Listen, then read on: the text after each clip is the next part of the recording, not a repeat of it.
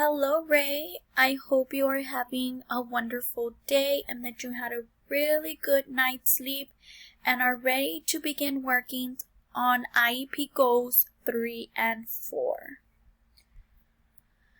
So IEP 3, Ray, goal number 3 is we're going to solve 1 to 2 step problems using data from bar graphs or line graphs. So we're going to continue working on bar and line graphs as we did last week.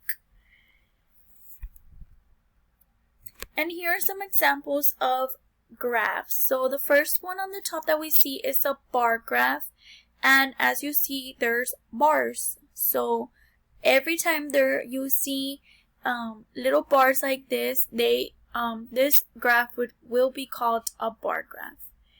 And on the side you have your x-axis, which is here the number of students or anything you would want to count.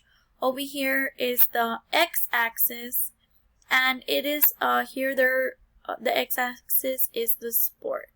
So these you can make bar graphs of any kind, anything you would like to compare data.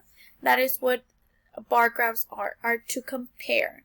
You can do categories or surveys, anything you would want to compare, or you want to see like, oh, I want to know who likes, for example, I want to know who likes basketball more. Do a lot more people like basketball, or do a lot more people like football? Or you can do, I want to know who's what favorite, who's is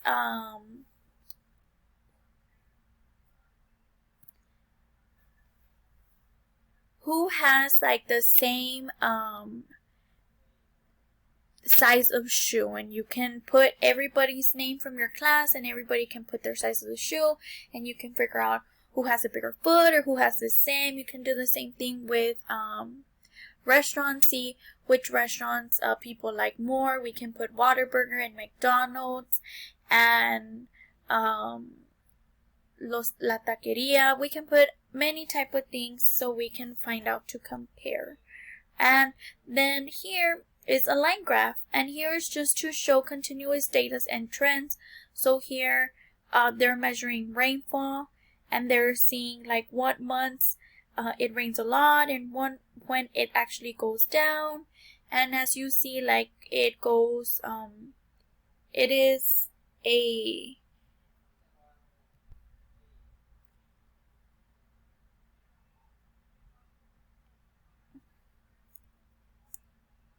okay, I think this went off. So here, as I was saying, Ray, you are just seeing the rainfall. It is not it's not constant. It is all over the place, depending on the months of the year. Here is another bar graph. You can see the title, the bars, the x-axis and the y-axis, the scales, the labels, and like I said, bar graphs are to compare things between different groups or to track changes over time. So anything that you want to compare or track, you would use a bar graph. So now, Ray, we're going to work on goal number 3 worksheet, and the worksheet we're going to work on today is called Bar Graph Pizza Toppings. So let's find this worksheet. So here's the worksheet. Make sure you have your name and the date. Even though here it says score, make sure you put the date on it. And I will be doing question number 1 with you, and you will work on the next 4 on your own. If you need any help or have any questions, just let me know. I'm here to help.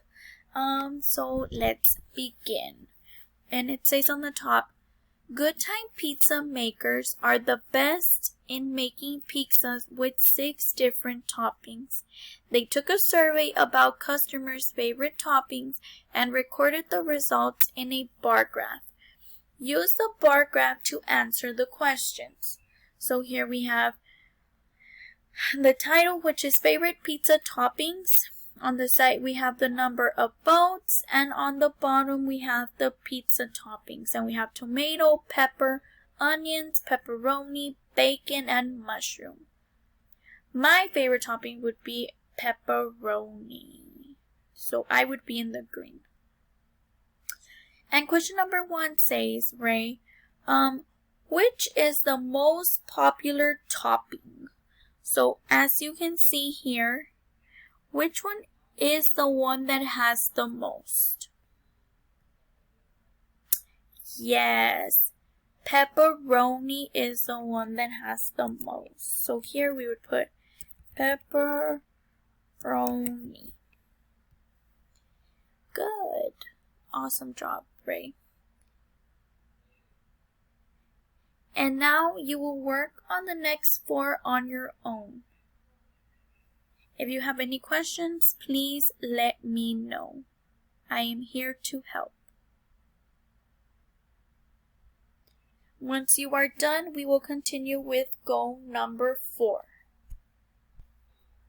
So now in goal number 4, we will solve addition, subtraction, multiplication, and division problems with all coins like quarters, nickels, dimes, and pennies. Ray. So we're going to solve with money. And here we have an anchor chart, and we have the anchor chart of money. So we have the penny, which is equal 1 cent, or a nickel, which equals 5 cents, a dime, which is 10 cents, and a quarter, which equals to 25 cents. And the worksheet we're going to be working on today is called Math with Money. So let's take out this worksheet. Okay, Ray, so this is the worksheet, Math with Money. Don't forget to write your name. And you have 7 questions here, Ray. And I'm going to help you with 2, and you will do the rest on your own. So here on the top it says, question number 1, David buys a cookie for 22 cents. What is his change from $5? So how can we tell how much change he has? First, I want you to tell me, are we adding? Are we subtracting? Are we multiplying, or are we dividing? Think about it. Yes, we are subtracting because he has or had $5, but he bought a cookie for 22 cents. So that means we have to take 22 cents from the $5. So we will get our calculator, and we are going to put $5, 5.00, and we're going to subtract 0.22 cents. Do not forget the 0 points because we are subtracting cents. So when we still don't have $1, when we have cents versus the 0, then 0.22. And then after that we will put equals, and our answer is $4.78. So here we would write $4, and over here we're going to put 78 cents.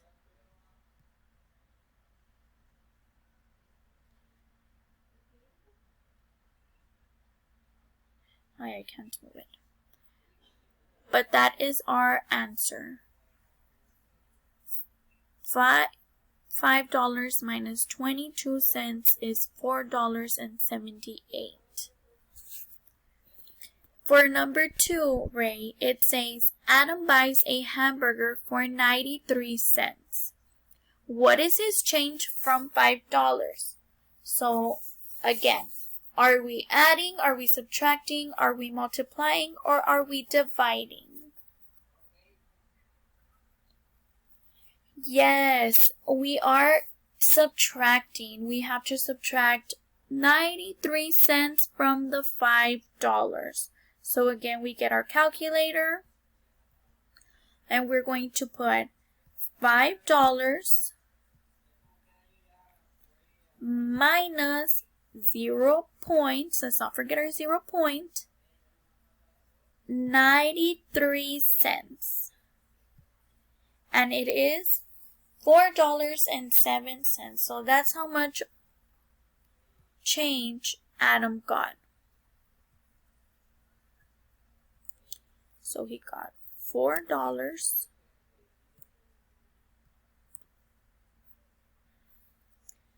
and 0.7. I mean 0.7. $4.00 is how much change he got.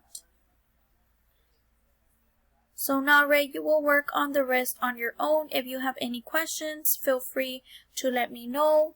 You can send me a chat in Teams, or you can call me and we can have a live session and I can totally work on this or go number 3 worksheet with you if you have any questions at all. I hope you have a good rest of your day, Ray. Don't forget to take a picture and submit it to Teams once you are finished. Bye!